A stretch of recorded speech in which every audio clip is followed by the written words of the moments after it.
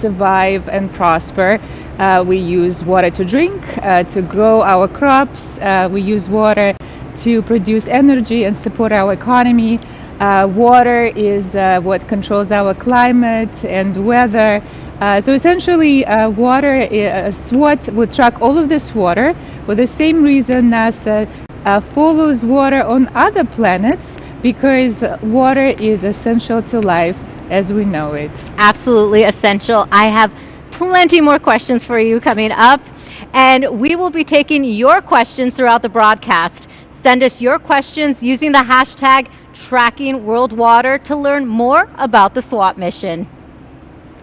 And NASA is celebrating the completion of its historic Artemis 1 flight test. The launch from Kennedy Space Center last month was viewed by millions around the world.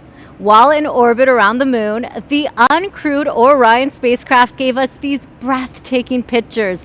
Absolutely stunning, Nadia. Take a look at that detail.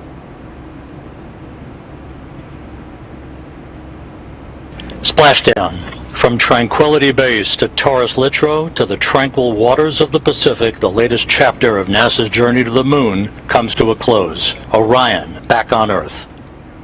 On Sunday, December 11th at 9:40 a.m. Pacific, Orion splashed down in the Pacific Ocean after a 26-day mission. The Artemis program will explore more of the moon than ever before and eventually land the first astronauts on Mars. Very exciting. Very exciting indeed, Raquel. In fact, Artemis and climate change are two priorities for the agency. And you know, Earth and Moon are directly connected as celestial bodies. We're looking how climate change might impact this Earth-Moon system. So there might be more connection between SWOT and Artemis. So stay tuned. Well, stay tuned for that connection. Now, let's introduce you to our team covering today's launch. Hundreds of people are gathered right now at our Hawk's Nest viewing area. That's where NASA's Jasmine Hopkins will talk with our experts. NASA's Megan Cruz and Denton Gibson will provide us with commentary from the Mission Director Center. Megan, NASA's Launch Services Program selected SpaceX to send SWOT into orbit. Yeah, and so for the last couple of hours, we've been listening to both NASA and SpaceX teams as they prepare for launch today. And great news, both the vehicle and the spacecraft are healthy, the range is green, and the weather is looking excellent, 100% go for launch. Yeah, absolutely, and which isn't always the case, but we have great weather for this. Yeah, I love hearing 100%. This is the first time I've actually heard 100% for a launch, so that's exciting. And commentating with me today is Denton Gibson.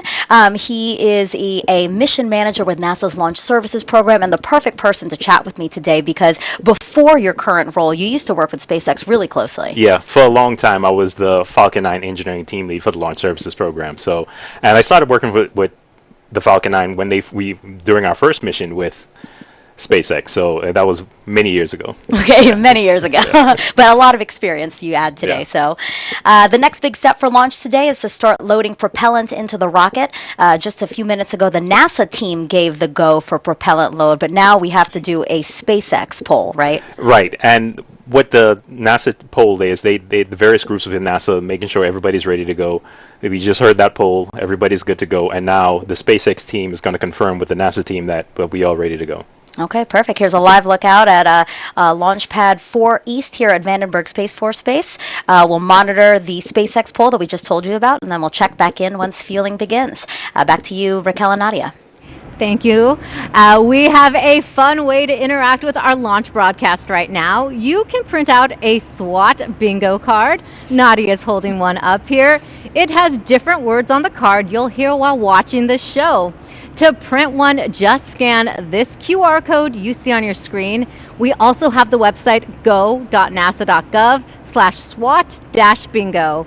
When you hear a word, mark it off, and when you get a bingo, share your win on social media with the hashtag #TrackingWorldWater. It's a good way to stay awake. Yes, it's fun to play with kids during Christmas. Exactly. Now let's go over the specs of the SWOT satellite. It weighs more than 4,800 pounds at launch. The satellite is just over 16 feet in height. Its solar panels extend to more than 48 feet in length, about the size of a tennis court.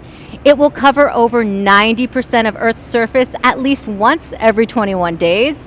And SWAT will increase our tracking of lakes from a few thousand to over 1 million. The mission is set to run for the next 3 years. SWAT is a joint mission between NASA and the French space agency CNES.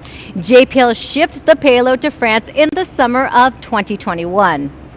For more than a year, engineers worked at Thales Alenia Space to integrate and test the satellite. After a series of functional and environmental tests, it was ready for the trip from the Nice airport back to the U.S. In October, the satellite and its shipping container arrived at Vandenberg Space Force Base, where it was mated with the Falcon 9. Now, Nadia, this is a complex international partnership. Can you talk about some of the challenges the team faced?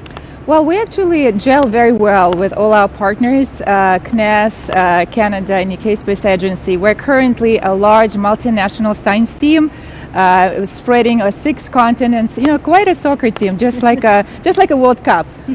Exactly. And now you're all here today. Yes, we are. Well, water is fundamental for life. SWAT will help us understand where Earth's water is today, where it is coming from, and where it will be tomorrow. Take a look. So for me, SWAT is water. SWAT is precision. In one word, I would describe SWAT as beautiful. SWAT stands for Surface, Water, and Ocean Topography.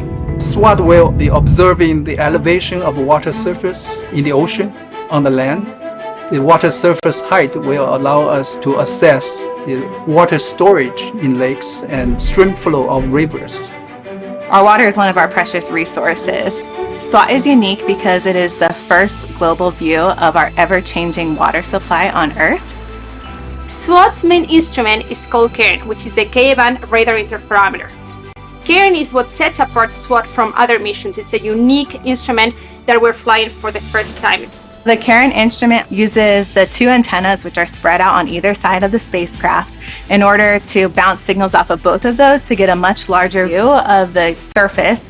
And being able to do it in very high resolution, higher accuracy, and also a wide swath so that we're able to measure large tracts over the Earth in a relatively small amount of time.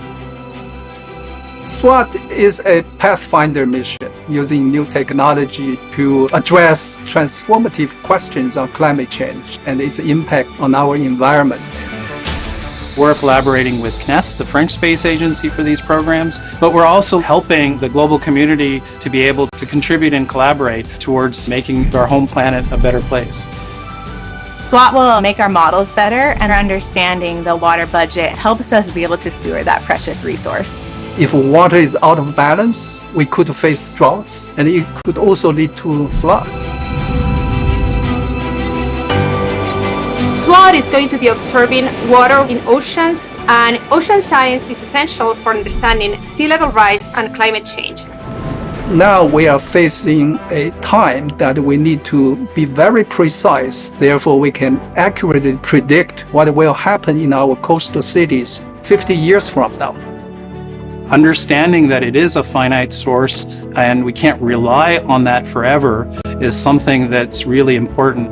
I'm just so excited and can't wait to see how it impacts the lives of others. Without really understanding the Earth, we cannot protect it, because we know that the missions that we work on are going to have an impact on our children and our grandchildren.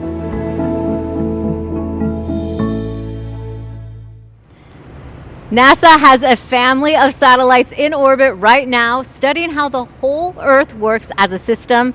Karen St. Germain is NASA's director of the Earth Science Division. Thank you for joining us today, Karen. It's great to be here. And what kind of role will SWAT play in NASA's fleet of Earth-observing satellites? Well, NASA has a fleet of 25 satellites today, missions that are looking down at Earth, at the atmosphere, at the land, at the ice, and the oceans. And these satellites tell us how the Earth works as a system. But SWAT, as we know, our planet is that we live on a water planet. And so SWAT will give us the first high-definition view of not just our oceans, but the inland waters as well. And and these waters play an important role in climate change and in everyday lives. So it will be an exciting addition to the family. Absolutely. Now, what can we learn through space-based tools like satellites that we can't gather here on Earth? Well, space is the ultimate high ground. It's a unique vantage point from which we can see the entire Earth. And that's especially important when we're looking at parts of the Earth that are remote, difficult for humans to get to. And I'll just give you one example. The southern oceans play an incredibly important role in our climate.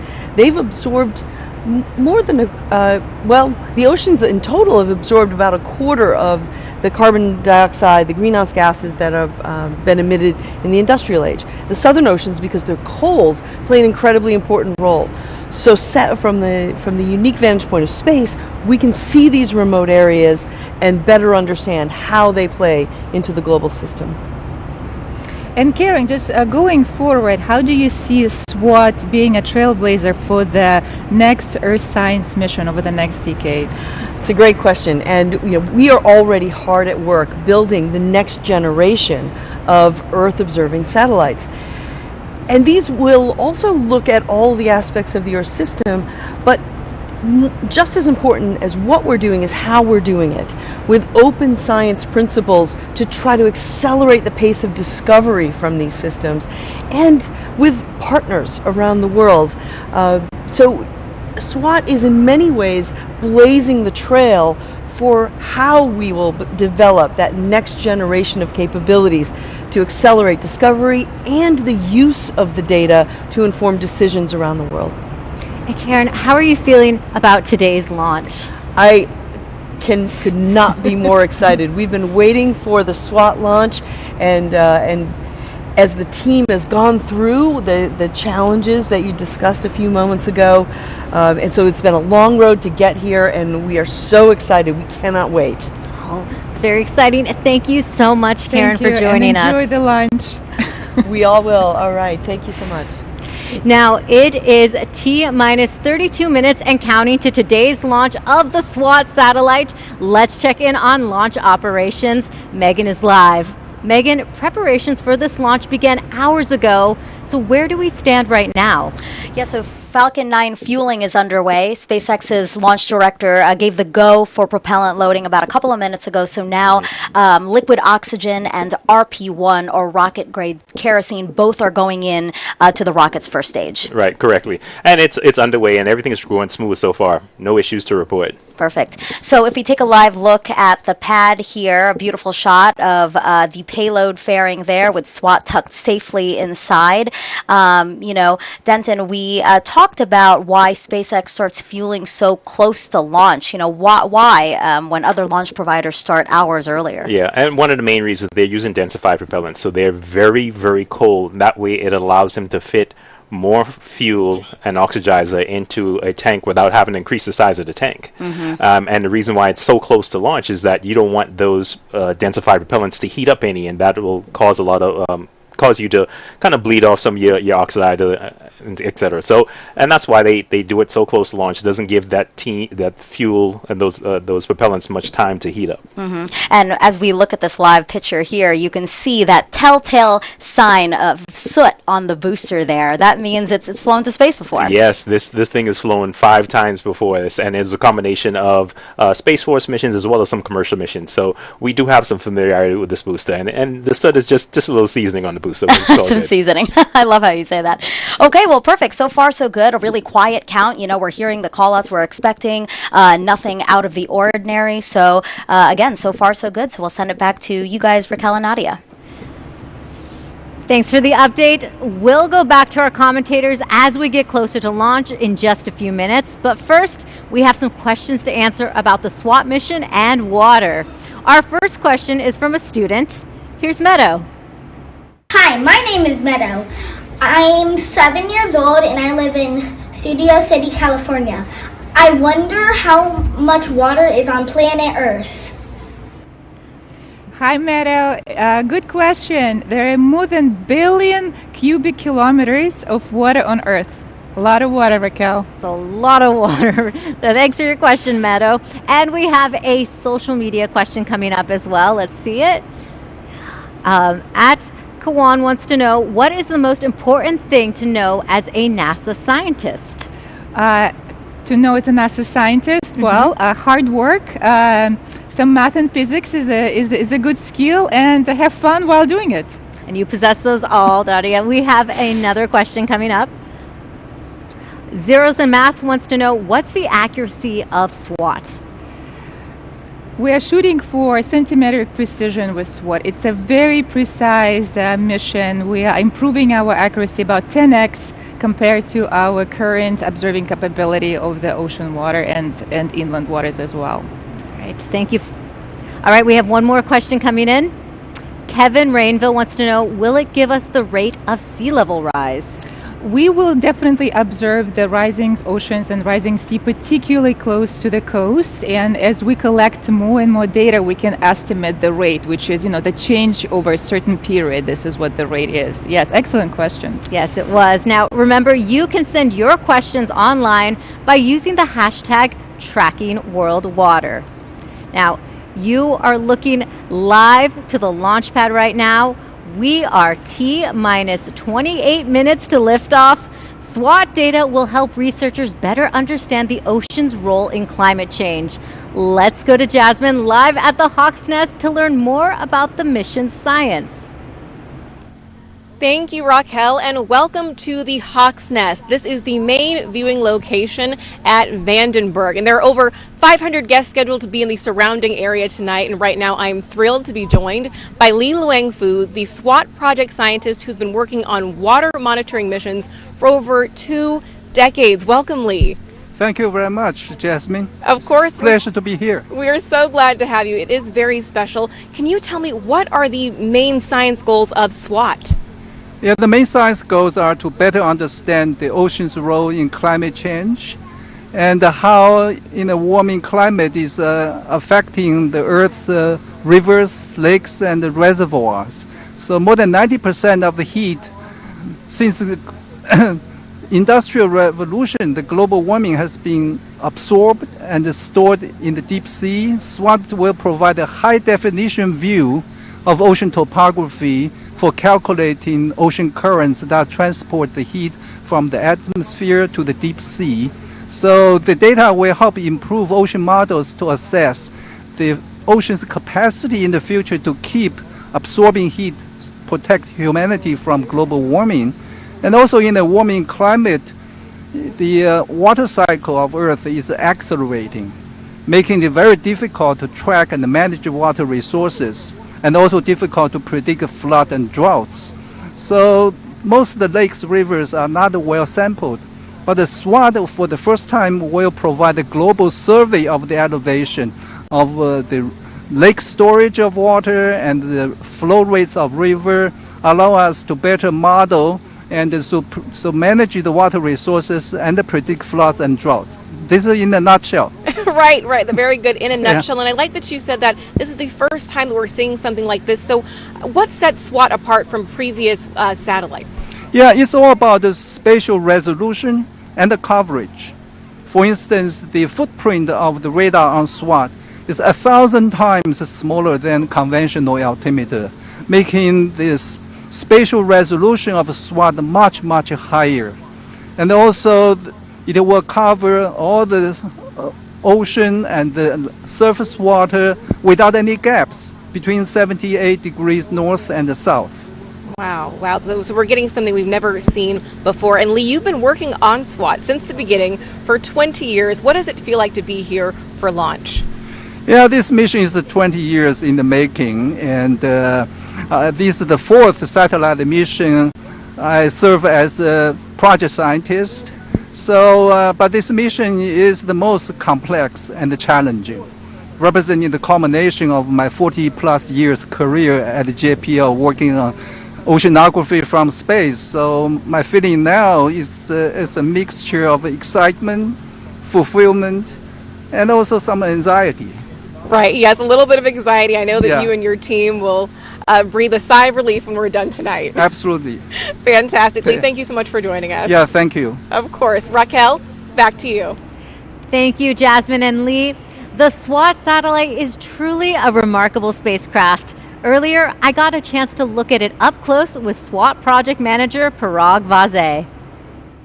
Parag, we're standing here in front of a 1/3 scale model of SWAT. So can you tell us a little bit more about the key scientific instruments on board? Absolutely. So on this model, of course, you see the full spacecraft, but the instrument package is really on this configuration, first featured with our brand new instrument called the Karen Ka-band radar interferometer. What makes it an interferometer is really having a radar with signals that are transmitted and received from two separate antennas that are separated by a large distance. We also need other instruments to make SWAT work. We have a radar altimeter, which is a more traditional kind of altimeter, gives us precise but very small strip maps. We have a microwave radiometer that's used to correct the altimeter measurement in terms of the water vapor as the signal is going through the Earth's atmosphere. And we also need a set of instrumentation that tells us a very accurate position of the spacecraft in space itself. We have a GPS receiver that you don't see here, it's inside. We have a DORIS system, and we have the laser retroreflector array. And can you let us know how SWAT will communicate? Data, first of all, 1 terabyte of science data every day that has to be downlinked and then processed into products. The key to being able to do that, of course, is we have a very large recorder, memory recorder inside the module here, but then getting it out is the job of this antenna system. That's the X-band antenna system that's downlinking at 600 megabit per second. And we also have an S-band system that's more for command and control and basic mission operations. We obviously can't take SWAT like this in space. How will it fold and unfold after launch? So the whole system is, of course, needs to be compact. It's folded off to the side of the payload module that you see here, and it basically deploys in 3 phases. One that's first coming up, and then moving out, and then the antennas finally deploying on the side themselves, and then the whole system is locked in place. It's a very interesting explanation. Thank you so much, Parag. Of course, happy to do that. Time to check in with the launch team at the Mission Director Center to see how the countdown is progressing. Megan and Denton, how are we looking? So we are T-minus 21 minutes and 59 seconds and counting until liftoff, and fueling of the SpaceX Falcon 9 continues, right, Denton? Yep, it's continuing, it's progressing just fine. Everything is moving along as it should. Great news. So the U.S. Space Force, we know, is responsible for the range, making sure it's safe to fly our intended trajectory. Any concerns there? No, actually. The range is green right now. Weather's looking good. All of the assets in the correct configuration. And so we're all completely green right now. Talk to me about trajectories. That it's not an easy task to design one, right? That's where a lot of the real rocket science is to design a trajectory. It's basically you're trying to get from the launch pad to a point in space.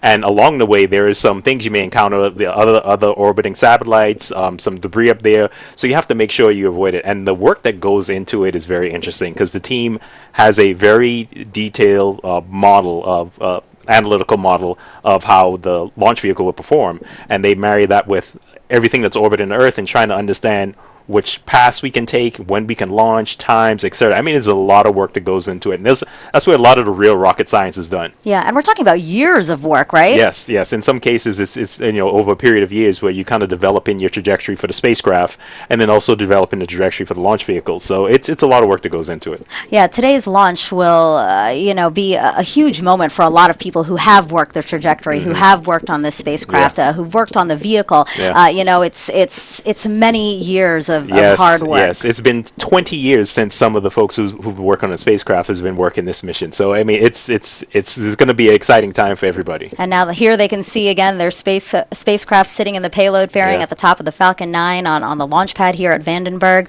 The Space Force also monitors the weather for us. And again, let's take a look at the weather graphic we have prepared for you guys. The launch weather officer reporting 100% go for launch. Amazing. Yes, it's very rare to see that, but we're happy to have it. Absolutely. And speaking of seeing, it seems like we are going to see the launch today, right? Visibility is looking amazing, not the typical fog we usually see here. Yeah, it's usually foggy here, but we're in for a treat because we actually got some clear day today, so we can actually see the launch vehicle. Yeah, and then here we see some of the venting we were talking about. We have to vent, right, to maintain the right kind of pressure. That is correct. I mean, and you'll see this as a normal part of it. You'll see it kind of cycling on and off throughout the count, just maintaining the appropriate pressure within the tanks. And this is venting of liquid oxygen, right? That is correct. Okay. All right, so everything is looking good. Can't wait to see this launch as we were talking about, so we'll send it back to you, Raquel and Nadia. All right, thank you so much, Megan and Denton. Joining us now on the West Coast is Janet Petro, the Center Director for Kennedy Space Center on the East Coast in Florida.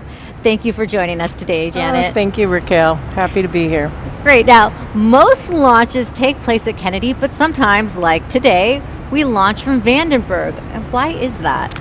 Yeah, so the Launch Services Program has multiple locations where they launch from. And so, as you mentioned, we're here today on the California coast, and we have several locations in Florida, but also as far away as Alaska and New Zealand.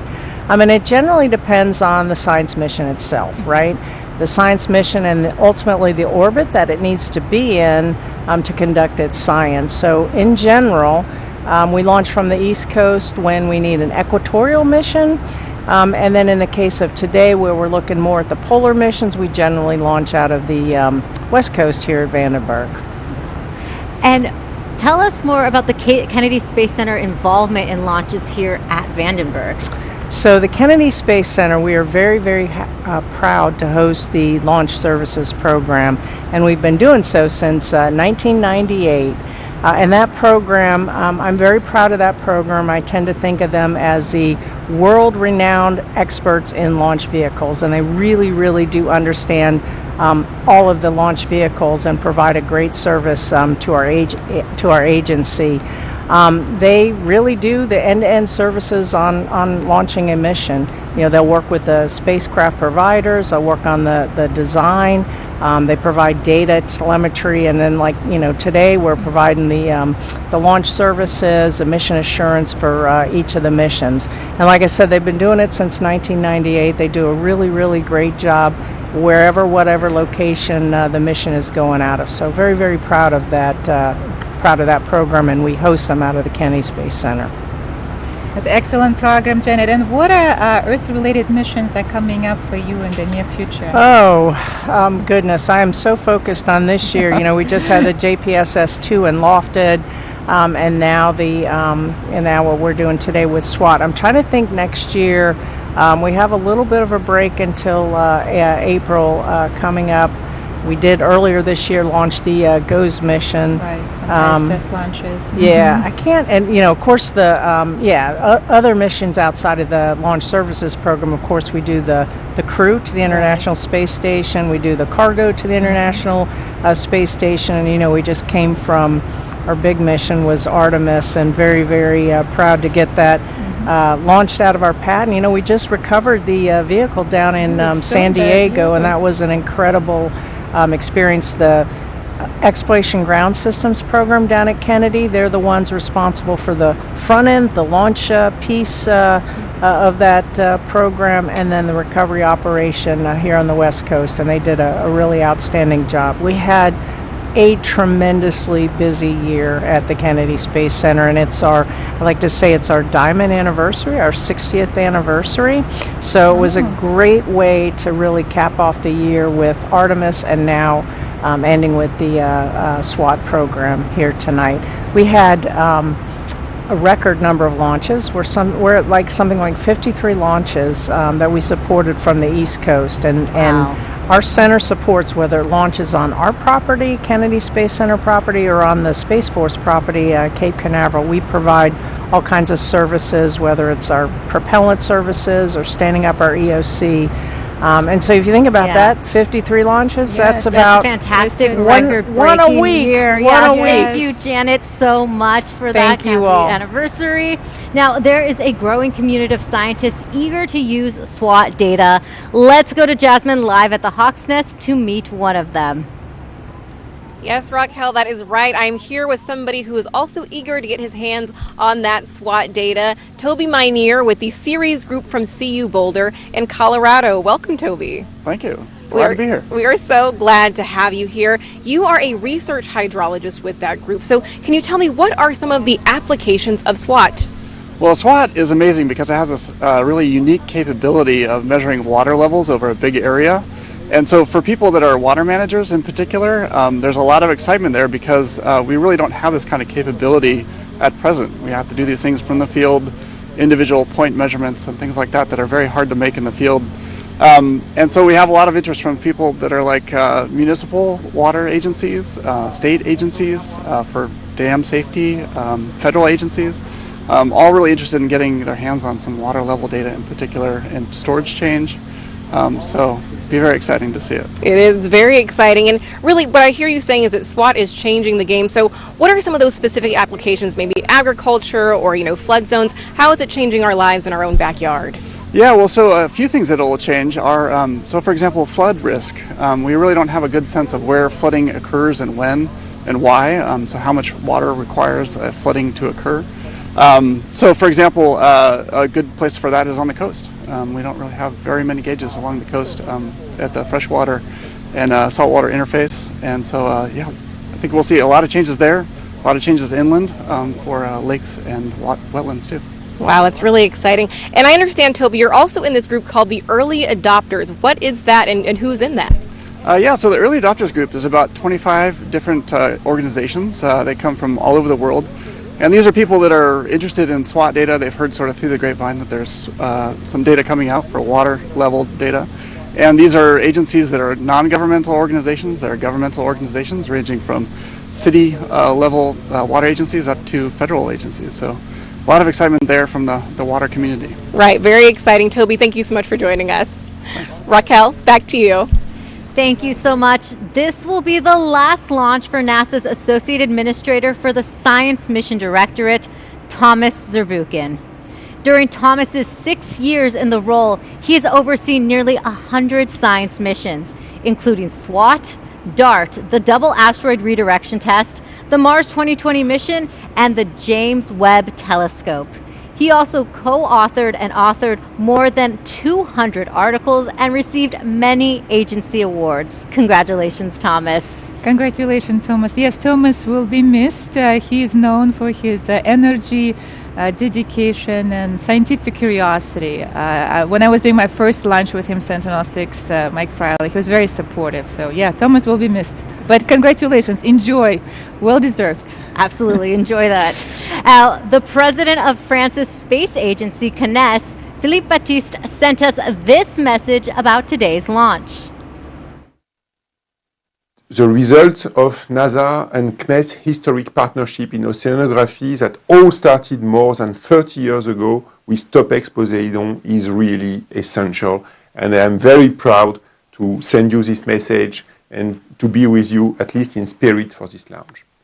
I want to say once again a few words how proud CNES and its team are to be involved in this ambitious international adventure alongside NASA. SWOT is the first space mission to survey the planet's freshwater resources on a global scale.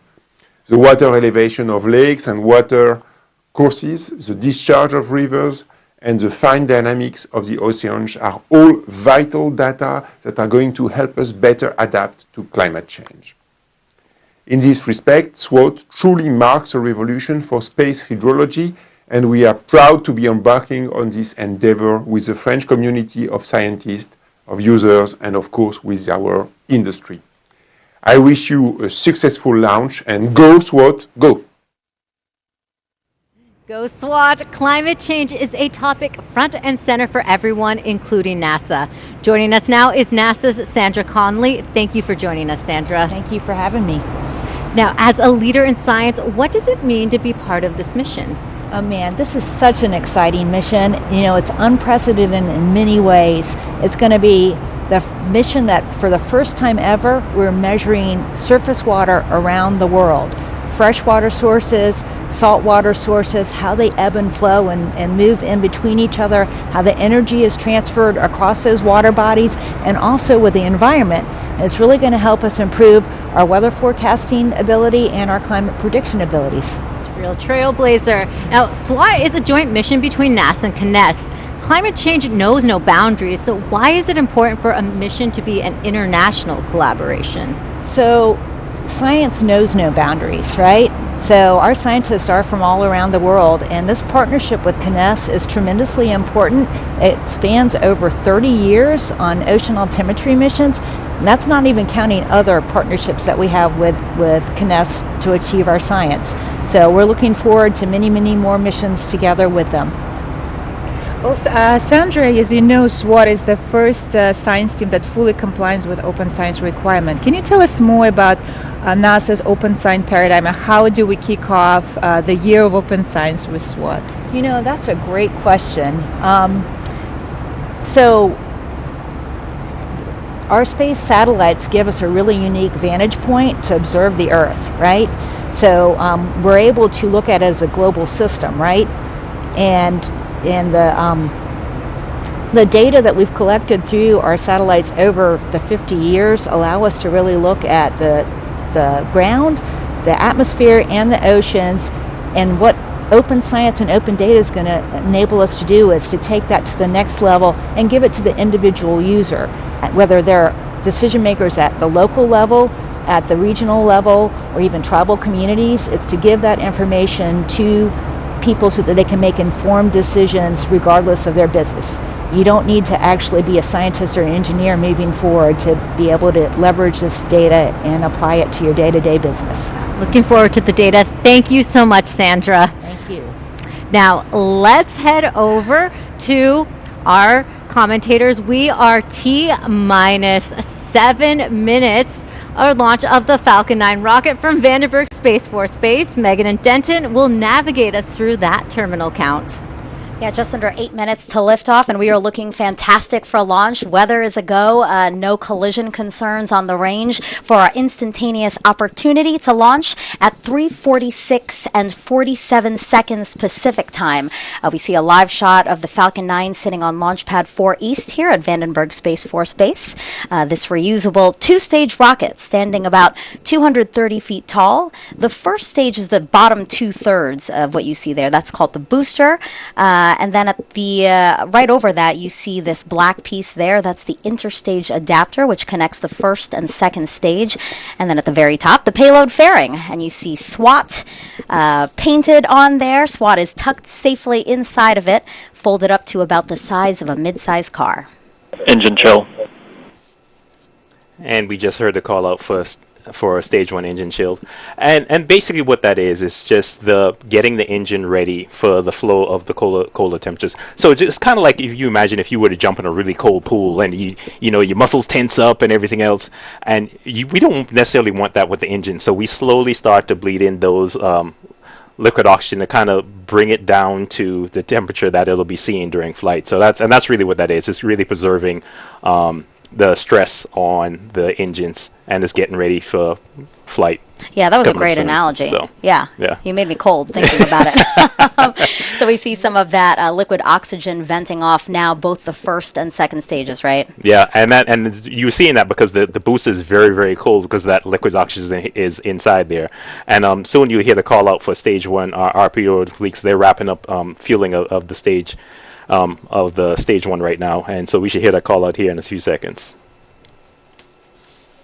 Stage 1 LOX load is complete. And so SpaceX is also loading helium Stage gas 1 fuel load, correction. into both stages, and we'll continue to top off until about a minute and a half before launch. Falcon 9 uses helium as a pressurant, meaning it uses helium to maintain pressure in the tanks as liquid oxygen and RP1 are consumed by the engines during ascent. The first stage has 9 Merlin engines, hence the name Falcon 9. The second stage has a single Merlin vacuum or MVAC engine, so you'll often hear references to MVAC throughout the count. Yeah. Next call out will come in just a couple of seconds. You'll hear that the spacecraft is on internal power and configured for a launch. That just means that the spacecraft is now running on batteries versus getting power from the strong back you see there. Tanks are pressing for strong back retract. And the strong back is getting ready to retract. The strong back is that mechanical structure you see just to the right of the vehicle, and they're just pressing up the tanks and getting ready for that. You'll see it tilt back slightly initially, and then when we get closer to launch, you will see it tilt about 45 degrees back, get out of the way so the Falcon 9 can clear the pad with no issues. And that tilt starts when you see that cradle. It's kind of like a hug around just at the base of the payload fairing there. You'll see those arms start to open, and that will allow for the strong back to start tilting backwards. Yes, that is correct. And you can see from the video, you can see that cradle's opening up, and then you'll see a few seconds after that's completed, the strong back will tilt back slightly. And now we're going to pause for an upcoming poll here. NLM on countdown 1.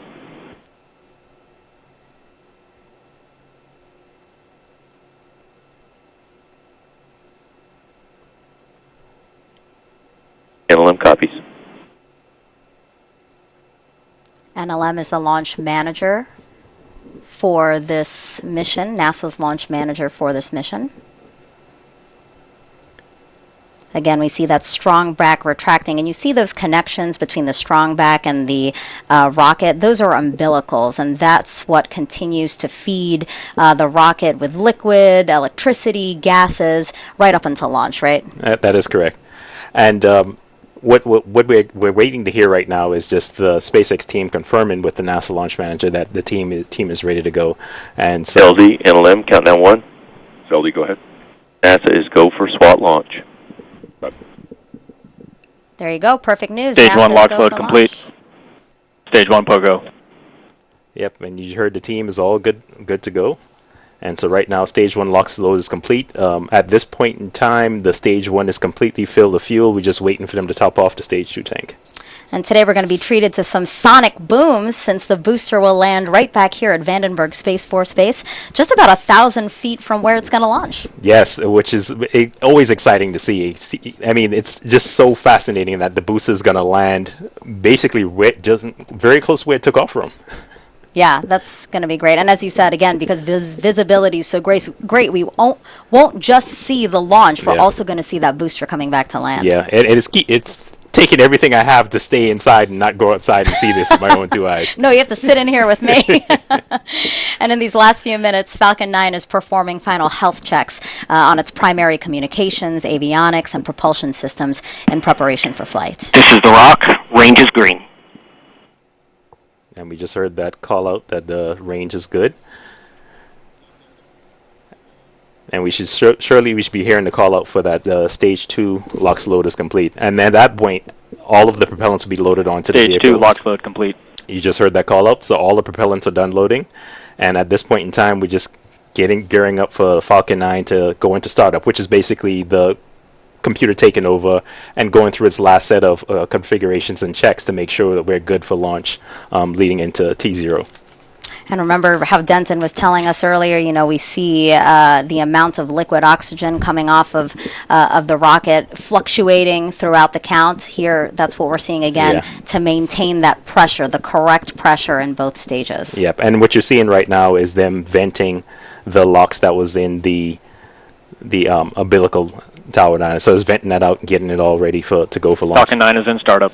And we just heard that call out. Falcon 9 is in startup, which means the flight computer is taking over and is just preparing for its initial launch sequence. And now both stages are pressurizing for launch. Next call out in just a couple of seconds. Launch director, go for launch. SpaceX launch director confirming go for launch. Range remains go, weather is go.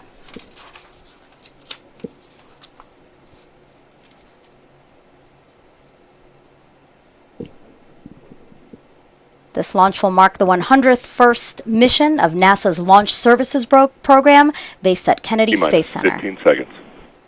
Here we go.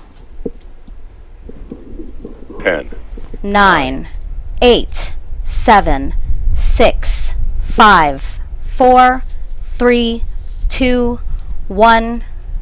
Engine ignition and liftoff. Liftoff of SWOT, our first global survey of Earth's surface water to study how this ever-changing resource affects our climate.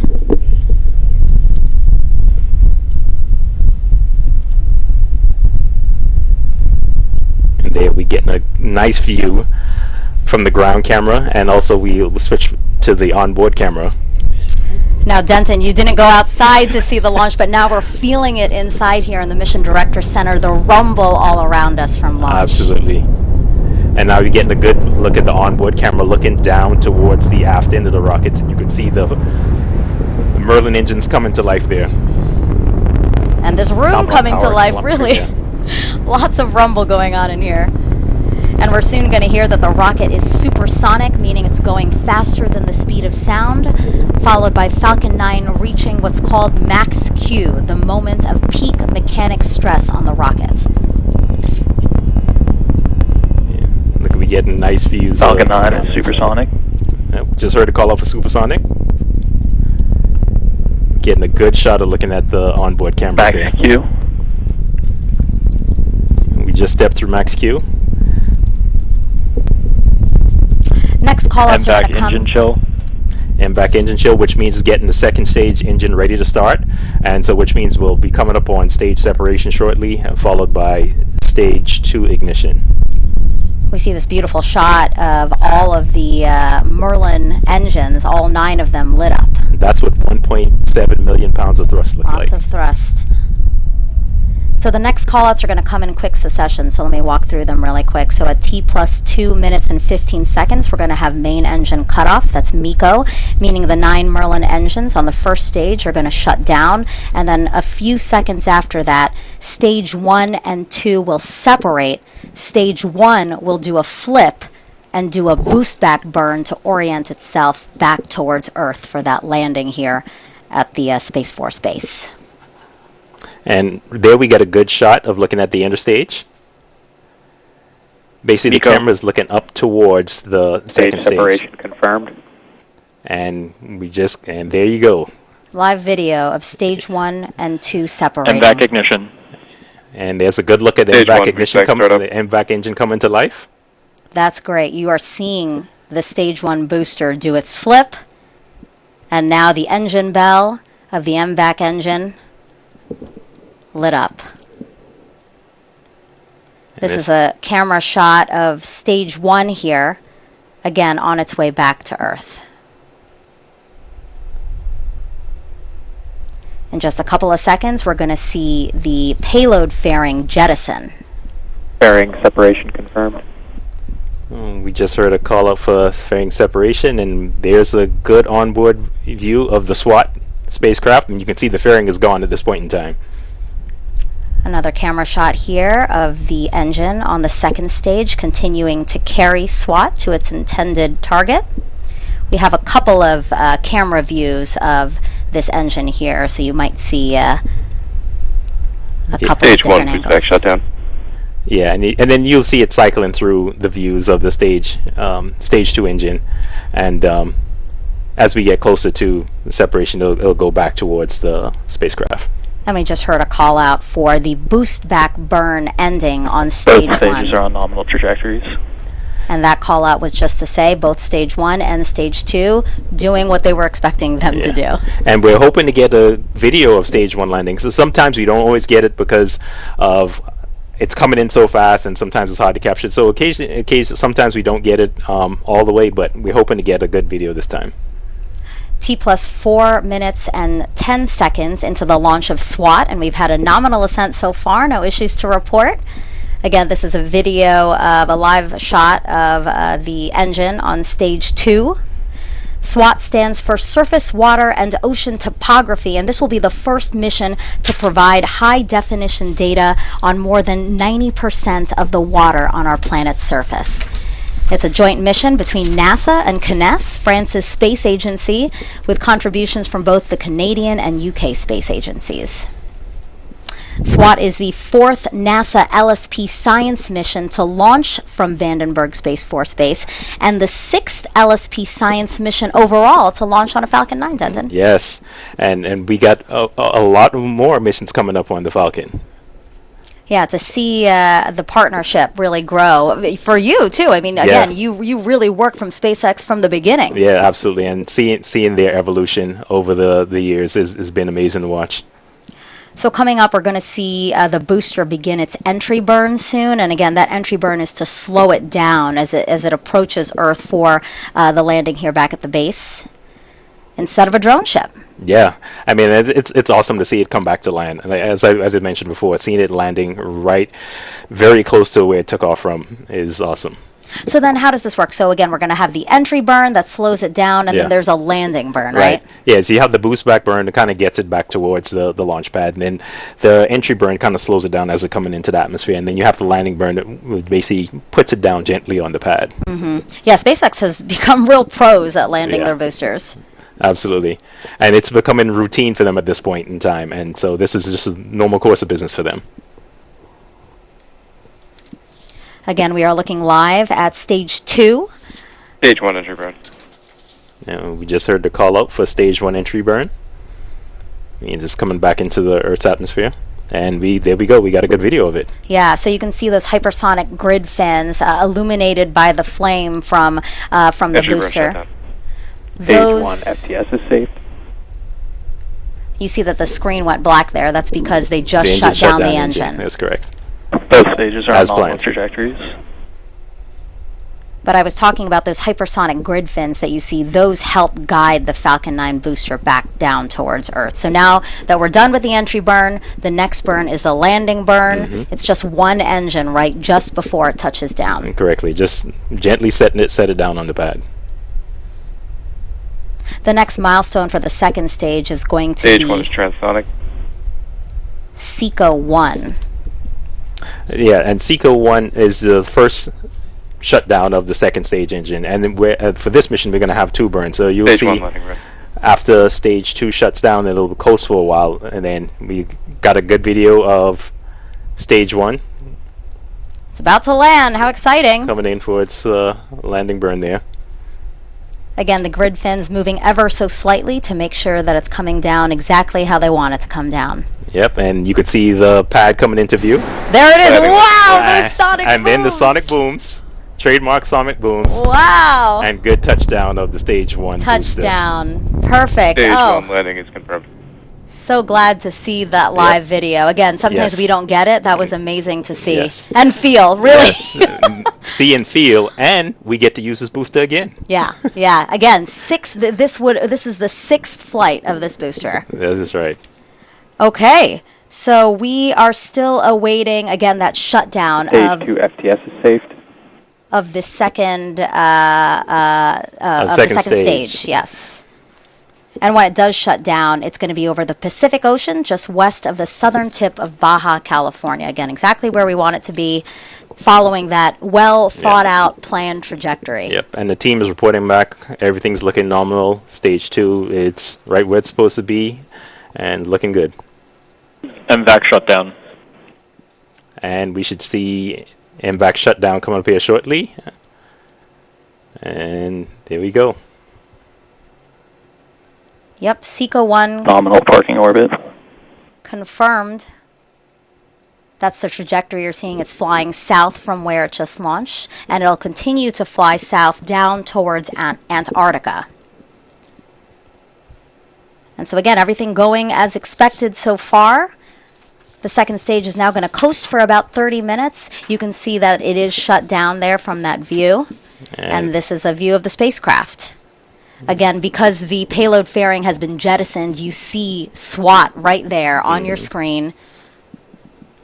exposed now that we don't need the payload fairing to Correct. safely get it out of the atmosphere. Yeah, correct. And once the whole purpose of the fairing is to protect it while the vehicle is flying through the atmosphere at supersonic speeds. And then once you get up out of the atmosphere, there's nothing to harm the spacecraft, so you can jettison that extra weight and give your vehicle a lot more performance once you get rid of that extra weight. Okay. The engine not glowing orange as it had before, because again it is shut off, so it will coast for about 30 minutes with SWAT attached to it before some maneuvers are needed to keep it on the right trajectory, again to get it in the orbit that we want it in. So Denton and I are going to be back then with you to walk you through those operations, but for now we're going to send it back to Raquel and Nadia, who I'm sure are very excited to talk about how the experience launched today. Whew, that is right, Megan and Denton. Just 10 minutes ago, we watched a spectacular launch from Vandenberg here in California. Nadia, describe what was going through your mind at that time. What a spectacular, truly spectacular launch. It was a very bright splash in the sky, and a very loud one too. What an entrance. Welcome to the era of SWAT. Very excited. I had some cheering going on here at the desk. Yes, and the car went off, yes. Yeah, we had car alarms going off. It was really exciting here for our view. Now, soon the SWAT satellite on board will separate from the spacecraft. SWAT stands for Surface, Water, and Ocean Topography. The satellite will survey nearly all the water on Earth's surface in unprecedented detail. SWAT will provide insights into how the ocean influences climate change, how a warming world affects lakes and rivers, and how communities can better prepare for disasters like floods. And we are covering every angle of the SWAT mission, from the new data the satellite will provide to how it is paving the way for future NASA Earth missions. Now, SWAT is a culmination of work by a global team of engineers, scientists, and technicians committed to improving our understanding of Earth. Let's get to know some of the people behind the mission. Planning for future generations requires us understanding how much water we have. And we need to understand the water cycle in a lot of detail, and SWAT will provide that for us. My name is Tahani Amar. I'm Cedric David. Mark Simard. Christine Jabara, and I'm an integration test engineer at JPL. I study the world's rivers. I'm one of the principal investigators for SWAT. SWAT is an Earth orbiting satellite. It stands for Surface, Water, Ocean Topography. SWAT will for the first time make measurement of water surface elevation, not only on the ocean, but also on the lakes and rivers of the entire globe. This in itself will be a scientific revolution. Collaborations and relationship build bridges, and SWAT will be that bridge across the world. SWAT is being designed jointly by NASA and the French Space Agency with help from Canada and the UK. I was born in France, so SWAT is a match made in heaven for me. Coming to work every day, it's always really nice to know that the system that we're building will collect science data that will help people. I think finally I found a meaning to all of my research. I believe SWAT will create a lot of peace because we all need water. Now more than ever, it's important to recognize that water connects us all, and it might be the one thing that unites us all. You can really see how hard your team has worked there. Yeah, we have a great team. You know, we gel really well together. We scientists, we dream, and engineers make our science fiction dreams come true. And then collectively, we make this NASA magic that enables discoveries and for the good of humanity and science. It's magic indeed. We want to show you how some of SWAT's technology works, but to do that, Nadia and I had to go tap into our athletic skills for this one. Take a look. All right, Nadia, in order to learn more about SWAT, we have to play a little basketball. That's right, Raquel. We're trying to explain how the heart of the SWAT mission works, which is a new instrument, a radar interferometer, which we lovingly call Karen. So Karen has two antennas separated by a 10-meter boom. One of the antenna transmits a signal that bounces back from the Earth's surface and received by two antennas with a little bit delay and out of sync. Now, Karen uses this information to compute the distance between the satellite and the Earth's surface, and they calculate the water height. So let's see how we explain it with a basketball. Okay. If you don't mind standing there, feet away from me. All right, is right here pretty good? This is perfect. Okay. And we will bounce the ball just like a SWAT satellite bounces a radar pulse between two antennas. Okay. Yep. So what are we seeing here right now? We're seeing how the ball, which is our radar beam, bounces over the Earth's surface, and by knowing the range, the distance, and we compute the height of the water surface. So the ocean isn't a flat surface, there's waves. Like, how do you calculate that? That's right. Let's bring a box. Okay. So did you notice when the water is a little bit higher that the ball returns to the antenna, to us, a little bit faster? That's how we know that we're retrieving topography, just like in the name of the mission. A satellite is doing thousands of bounces per second to capture the data on both sides from both antennas over a wide strip on the ground, about 30 miles, 50 kilometers wide. And then once we do enough of those stripes, we'll eventually cover the whole globe.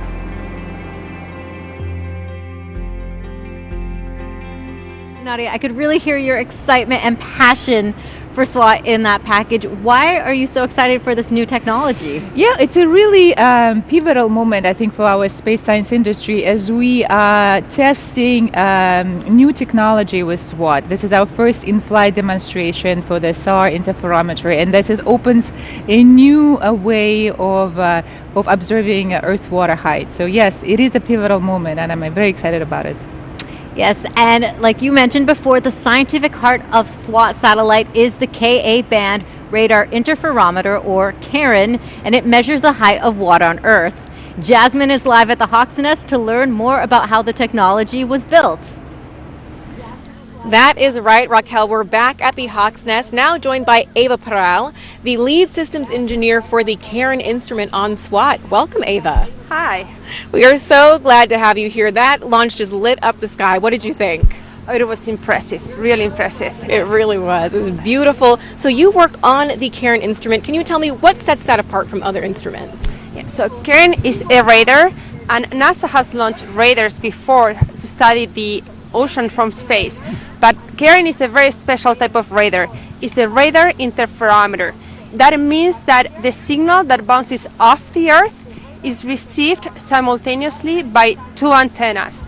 These two antennas are separated by a long distance, about half the size of a tennis court, and they have to be positioned very precisely to levels that are like micrometers. So we're talking about the width of a hair.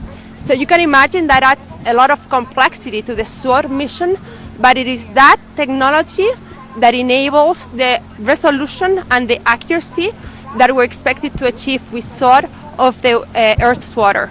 Right, so we're seeing things in a precision that we've never had before, which is very exciting and complex. So were there any challenges that your team faced while creating CARIN? Yes, CARIN has been pushing the envelope in many different fronts.